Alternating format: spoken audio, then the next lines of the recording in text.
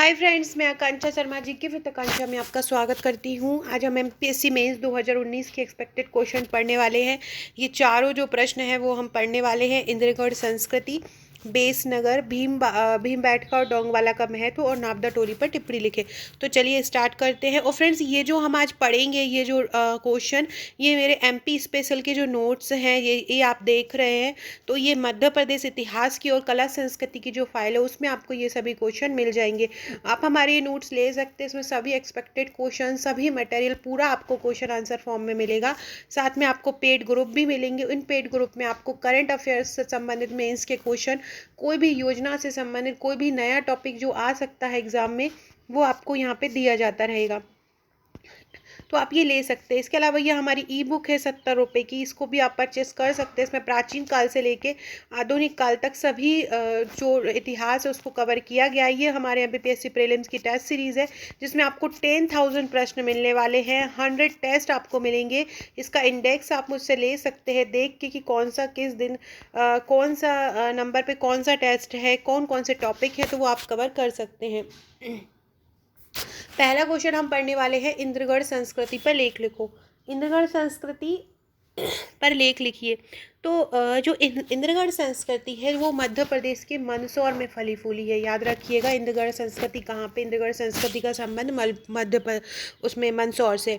कोई भी क्वेश्चन अगर हम संस्कृति से संबंधित लिख रहे हैं तो आप ये बात ध्यान रखिएगा कि आपको ये स्टार्टिंग की 4 लाइन लिखना ही लिखना है। कौन सी? कि भूवैज्ञानिक दृष्टि से भारत का प्राचीनतम भाग मध्य प्रदेश इतिहास की दृष्टि से भी प्राचीन है। भूवैज्ञानिक दृष्टि से भारत का प्राचीनतम भाग मध्य प्रदेश इतिहास की दृष्टि से भी जो प्राचीन है। मानव की लंबी विकास यात्रा के पथ चिन्ह मध्य प्रदेश में बिखरे हैं, उनमें इंद्रगढ़ महत्वपूर्ण स्थल है। क्या ये आपको इंट्रो में देना ही है? तो एक इंट्रो अच्छा दे देते हैं तो आंसर्स थोड़ा सा अट्रैक्टिव लगने लगता है। तो मानव की लंबी विकास यात्रा के पथ चिन्ह मध्य प्रदेश में बिखरे पड़े हैं, उनमें इंद्रगढ़ महत्वपूर्ण स्थान है।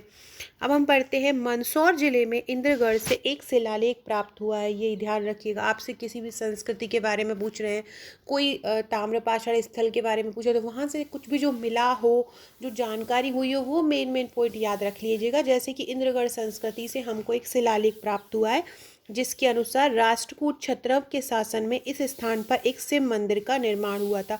तो क्या वो इंद्रगढ़, जो मंदसौर के पास जो इंद्रगढ़ है, वहाँ से हमको एक शिलालेख प्राप्त हुआ है। और इस शिलालेख में क्या है, इसमें राष्ट्रकूट क्षत्रप के शासन में एक शिव मंदिर का निर्माण हुआ है, इसका वर्णन है। मतलब राष्ट्रकूट शासक था क्षत्रप, उसने यहाँ पे एक शिव मंदिर का निर्माण किया था। मंदसौर में एक अभिलेख प्राप्त हुआ है इस संस्कृति से संबंधित। मंदसौर में जो इंद्रगढ़ है वहाँ पर एक शिलालेख प्राप्त हुआ। उससे क्या पता चला है हमें कि वहाँ पे क्षत्रप शासन ने एक शिव मंदिर का निर्माण कराया था, जिसके कुछ अवशेष हमें प्राप्त हुए हैं। 1958-59 में मंदिर के अवशेषों का उत्खनन हुआ। अब जब इंद्रगढ़ संस्कृति के अवशेष हमको वहाँ पे एक शिव मंदिर मिला है तो वहाँ पे 1958-59 में उत्खनन कराया। तो उत्खनन में यहाँ पे 3 स्थल मिले। पहला स्थल एक देवालय का क्षेत्र था, मतलब भगवान का मंदिर जो था वहाँ पे एक विभिन्न प्रकार की आकृति मिली है, चौकोर त्रिकोण प्रतिमाएं मिली हैं और इन मंदिरों का अस्तित्व अभी भी है। दूसरा जो स्थल मिला है वहाँ से हमें छोटी छोटी वस्तुएं मिली है, जैसे कांच के, मिट्टी के, तांबे के पुराने सिक्के, जला हुआ धान, कांच और हाथी दांत की चूड़ियाँ। ये हमको दूसरे स्थल से मिले। जो तीसरे स्थल मिला है हमें, वहाँ से एक तीसरे स्थल से उत्खनन कराया तो वहाँ पे हमें क्या मिला है, घरेलू उपयोग की वस्तुएं तथा 3 अस्थि पंजर मिले। यहाँ पे आक्रमण संभवतः मुस्लिम काल में हुआ होगा। ये भी हमें, मतलब तीसरे में हमें घरेलू चीज़ें मिली, दूसरे में हमें सिक्के वगैरह तांबे के मिले और पहले सिलसिले में हमको देवालय की मंदिर से संबंधित चीज़ें मिली। तो ये आप इंद्रगढ़ संस्कृति में लिख सकते हैं।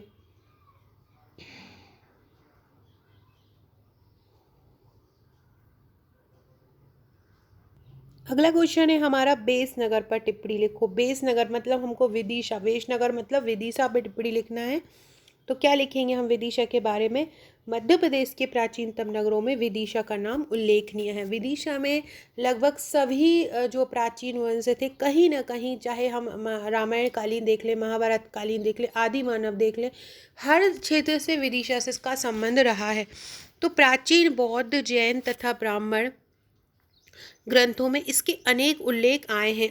हम सभी ग्रंथों में अगर हम बात की जाए तो सभी ग्रंथों में विदिशा का उल्लेख हुआ है। यहाँ से पुरातत्व सामग्री भी प्रचुर मात्रा में प्राप्त हुई है। इस नगर की प्राचीन महत्ता को देखते हुए यहाँ कई बार पुरातात्वीय उत्खनन हुए हैं। तो क्या लिखेंगे, मध्य प्रदेश के प्राचीनतम नगरों में विदिशा का नाम उल्लेखनीय है। प्राचीन बौद्ध तथा जैन तथा ब्राह्मण ग्रंथों में इसका उल्लेख आया है। किसमें? बौद्ध, जैन और ब्राह्मण ग्रंथों में इसका उल्लेख आया है।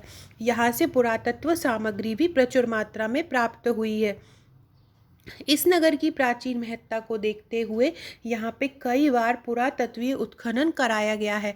और सबसे पहले उत्खनन श्री एच.एस. लेक के नेतृत्व में 1910 में किया गया था। इसका उद्देश्य था, जो हेलियोडोरस स्तंभ है मध्य प्रदेश में, वहाँ विदिशा में, वहाँ पे वसुदेव का मंदिर है, उसमें उसके कुछ भग्न अवशेष हैं, उनको खोज निकालना था। जो हेलियोडोरस के स्तंभ में वसुदेव का मंदिर है, उसमें भग्न अवशेष हैं, उनको खोज निकालना इसका मेन उद्देश्य था। उत्खनन में चबूतरे के अवशेष प्राप्त हुए। जब हमने हेलियोडोरस जब जो जो लेख जी थे, उन्होंने 1910 में उत्खनन कराया हेलियोडोरस के जो मंदिर है वसुदेव का, तो वहाँ पे उन्होंने पाया कि वहाँ पे एक चबूतरा मिला है। इस चबूतरे का आकार जो है वो चौकोर है तथा है इस चबूतरे का आकार चौकोर है।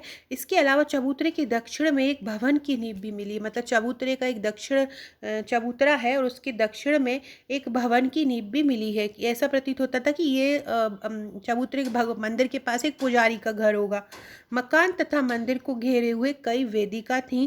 यहाँ गणेशपुरा की खदानें भी लगाई गई हैं। इसके बाद 1914-15 के उत्खनन में मौर्य और पूर्व मौर्य काल की नहरों के अवशेष प्राप्त हुए। पहले हमने वसुदेव मंदिर का देखा 1910 में, फिर 1914-15 में जब खुद खनन हुआ तो मौर्य अथवा पूर्व मौर्य काल की नहर के अवशेष प्राप्त हुए। अब हम जब किसी चीज़ के बारे में लिखते हैं तो हमको ये लिखना है कि हमको क्या क्या प्राप्त हो। जैसे मैंने जब हम किसी का पुरातात्विक महत्व लिख रहे हैं तो हमें वहाँ से क्या साक्ष्य प्राप्त हुए। तो यहाँ पे मनुष्य और पशु पक्षियों की आकृति मिली है, खिलौने और शंख मिले हैं, हाथी दांत की बनी चूड़ियाँ मिली है, लोहे, तांबे, कांसे की बनी मूर्तियाँ मिली हैं, मनके मिले हैं, सुंग और गुप्तकालीन औजार मिले हैं। तो ये आपको लिख देना है। ज़रूरी नहीं कि आप सेम टू सेम लिखो, आपको मन में जो उस समय याद रहे वो लिख दीजिए। हेलियोडोरस उत्खनन में 68 सिक्के मिले हैं, जिसमें से 49 सिक्के आहत हैं। हेलियोडोरस उत्खनन में कितने सिक्के मिले हैं? 68 सिक्के मिले हैं, जिसमें 49 आहत हैं, 5 सत्रक सातवाहन वंशों का 1 है, नाग वंश का 5 है, 1 अस्पष्ट है, पता नहीं चला किस वंश का, और 7 कलचुरी वंश के। इस तरह वहाँ यहाँ से कुल 68 सिक्के मिले हैं। सो फ्रेंड्स, इस प्रकार से हम विदिशा का पुरातात्विक महत्व लिख सकते हैं। डिस्क्रिप्शन बॉक्स में आपको हमारे व्हाट्सअप और टेलीग्राम ग्रुप का लिंक मिल जाएगा, आप वहाँ से जरूर जुड़िएगा। हमारे नोट्स इसी प्रकार के हैं, क्वेश्चन आंसर श्रृंखला में, बस आपको उनको पढ़ना है और लिखना है। अभी हमने उसमें पढ़ा था भीमबेटका और डोंगवाला का हमको महत्व देखना है।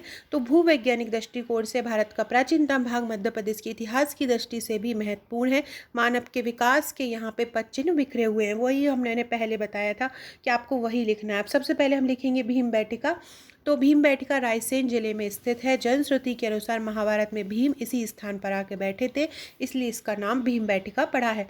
भीमबेटका को विश्व धरोहर सूची में भी शामिल किया गया है। भीमबेटका की गुफा में आदि मानव ने अपनी कलात्मक अभिरुचि प्रस्तुत की। मतलब वह आदि मानव जो रहता था गुफाओं में, कंदराओं में ही रहता था, और वहाँ पे जो उसके मन में आता था चित्र बना देता था। इन गुफाओं में उस काल का जो पशु पक्षी रहे होंगे, शिकार हुआ होगा, नृत्य, संगीत, पारिवारिक जीवन, इसके विभिन्न दृश्य शामिल है। क्या शामिल है भीमबेटका की गुफाओं में? उस समय के पशु पक्षियों के शिकार के नृत्य, संगीत, पारिवारिक जीवन शामिल है। भीमबेटका की खोज से यह पता चलता है कि आदिम प्रजातियां नदी के किनारे बनी कंदराओं में रहती थी तथा उनकी आजीविका का प्रमुख साधन क्या था? शिकार था। तो ये हमने भीमबेटका के बारे में लिखा। अब हम लिखेंगे डोंगवाला। डोंगवाला जो है मालवा की संस्कृति है। मालवा में ये क्षेत्र है डोंगवाला। तो मालवा की संस्कृति काफ़ी प्राचीन है और यहाँ पे प्राक ऐतिहासिक मानव के साक्ष्य मिले हैं। किसके मिले हैं? प्राक ऐतिहासिक मानव के साक्ष्य मिले हैं। गत शताब्दी के उत्खनन से यहाँ विभिन्न ताम्र पाषाणकालीन बस्ती मिली है। जब यहाँ पे उत्खनन हुआ तो डोंगवाला में अनेक ताम्र पाषाण बस्तियाँ मिली हैं। इनमें से सबसे महत्वपूर्ण बस्ती है डोंगवाला। उज्जैन से ये 32 किलोमीटर दूर है। 1979 में यहाँ उत्खनन से समृद्ध संस्कृति का पता चला है। जिनका काल 2000 ईसा पूर्व से परमार काल तक का रहा है। तो उज्जैन से 32 किलोमीटर दूर डोंगवाला मिला है और यहाँ पे उस उत्खनन से पता चला है कि यहाँ पे पहले समृद्ध संस्कृति थी। यहाँ पे एक टीले के उत्खनन से ताम्रपाषाण संस्कृति मिली है, स्थूल भांड प्राप्त हुए हैं। याद रखिएगा, डोंगवाला से ब्राह्मण मुद्रा प्राप्त हुई। कुछ कुछ फैक्ट बहुत इंपॉर्टेंट रहते हैं, वो याद रख लिया कीजिए।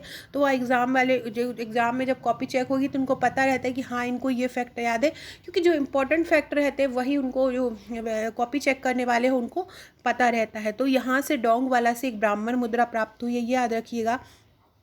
कटोरे प्राप्त हुए, कप प्राप्त हुए, तस्तरी प्राप्त हुई है। तो डोंगवाला से क्या प्राप्त हुआ है? सबसे पहले आपको ब्राह्मण मुद्रा प्राप्त हुई है, कटोरे प्राप्त हुए, कप प्राप्त हुए, तस्तरियाँ प्राप्त हुई है। और जो ये प्राप्त हुए हैं इन पे पशु की आकृति के चित्र बने हैं। इसके अलावा ब्रसम मूर्तियाँ बनी हैं, शेर बने हैं, सांभर बैल पशुओं की आकृति मिली है।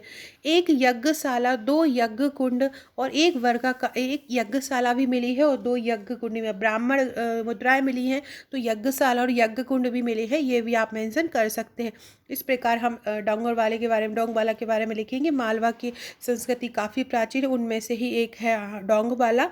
यह उज्जैन से 32 किलोमीटर दूर है। 1979 में यहाँ पे उत्खनन हुआ। उत्खनन में 2000 ईसा पूर्व से परमार काल तक के अवशेष यहाँ पे प्राप्त हुए। ब्राह्मणकालीन मुद्रा प्राप्त हुई है, तस्तरी, कटोरी, प्लेटें प्राप्त हुई है, अलग अलग जंतुओं की हड्डियाँ प्राप्त हुई है, तस्तरिया, सांभर बैल ये प्राप्त हुआ है।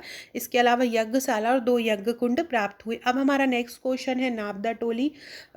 फ्रेंड इसी तरह से मेरे सभी नोट्स कवर है, जैसे कि पॉलिटी, इकोनॉमी, एथिक्स, सभी इस तरीके से कवर है। इसके अलावा इम्पोर्टेंट कोई भी क्वेश्चन आता है आपको 2020 तक के मेंस के लिए ग्रुप में जोड़ा जाएगा। कोई भी क्वेश्चन आता है तो वहीं इसी ग्रुप में आपको दे दिया जाता है। बहुत इंपॉर्टेंट चीज़ें मैं रोज़ किसी न किसी ग्रुप में कुछ ना कुछ चीज़ डालती हूँ। 22 से 23 टोटल ग्रुप है मेंस के।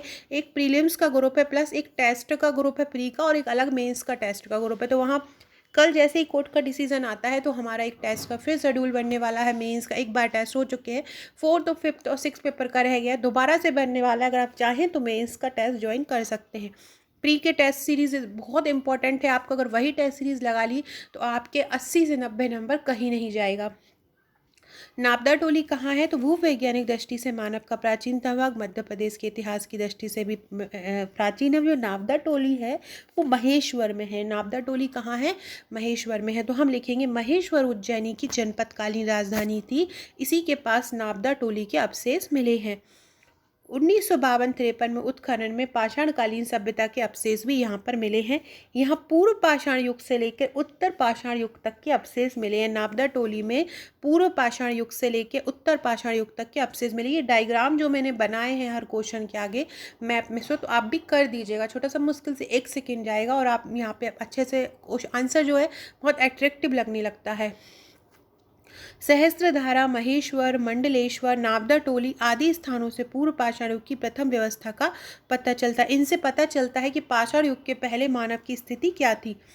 400 ईसा पूर्व में लगभग यहाँ पे उत्खनन प्रारंभ हुआ। यहाँ पे नाबदा टोली से काले और लाल मृदभांड प्राप्त हुए हैं। इस काल की मिट्टी में मूर्तियाँ, खिलौने, आभूषण, पत्थरों के मनके भी प्राप्त हुए हैं। यहाँ मौर्यकालीन संस्कृति की ऐतिहासिक काल के मृदभांडों में उत्तरोत्तर जो परिवर्तन हुए वो इनकी अपनी तो याद आपको क्या करना है इसमें कि नाबदा टोली से जो बर्तन प्राप्त हुए उनसे हम पता लगा सकते हैं कि मौर्यकालीन संस्कृति की उत्तरोत्तर अवस्था में क्या परिवर्तन हुए।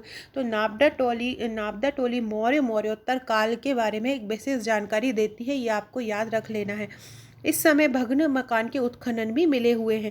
यहाँ मुस्लिमों और मराठों का शासन आता जाता रहा है। उपरोक्त विवरण से प्रतीत होता है कि नाबदा टोली प्राचीन इतिहास में वर्णित महिष्मती का इतिहास पाषाणकालीन संस्कृति में बहुत ज़्यादा महत्वपूर्ण है। सो फ्रेंड्स, ये था हमारा आज का क्वेश्चन। आज मैंने आपको बहुत इंपॉर्टेंट क्वेश्चन कराए हैं।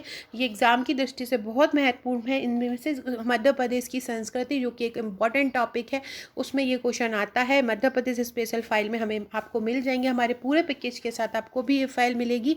अगर आप अलग से लेना चाहते हैं तो वहाँ भी आपको ये मिल जाएगा। वीडियो अच्छा लगा हो तो लाइक शेयर ज़रूर कीजिएगा। अगर आप प्रीलिम्स मेंस के नोट्स लेना चाहते हो तो आप मुझे व्हाट्सअप कर सकते हैं, इसकी जानकारी मैं आपको व्हाट्सअप में दे दूँगी। व्हाट्सएप और टेलीग्राम ग्रुप से जोड़ने के लिए आप हमें डिस्क्रिप्शन बॉक्स में देख सकते हैं। इसके अलावा इंस्टा मोजो पे भी हमारे कुछ नोट्स डले हुए हैं, आप वहाँ से भी परचेस कर सकते हैं। मेरी एप्लीकेशन पे भी कुछ नोट्स डले हुए हैं, आप वहाँ से भी उसको परचेस कर सकते हैं। Okay friends, thank you.